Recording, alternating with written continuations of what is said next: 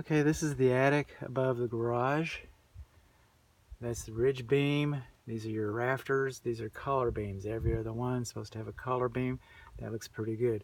But you see these birds' mouths that were cut in here? This is your purlin. And your purlin is supposed to be slid up and fit into that bird's mouth. So the purlin is not properly fit the way it was cut. It was laid out by the carpenter. The carpenter laid it out a certain way, and the blue collar, the helpers,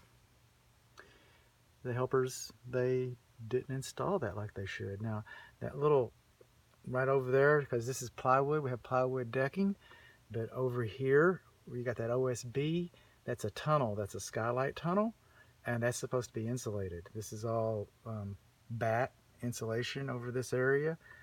This area looks like it might have been added on. It was extended garage at one time. Kind of hard to tell. The den kind of looks funky, but anyway, that's a skylight over there, and that tunnel's supposed to be insulated like the attic floor. It's what separates you from the living space. That silver column back there, that is the fireplace chimney, and I can't get to that to tell you whether it's too close or whether it's got a fire blocking plate. I can't see any of that right now.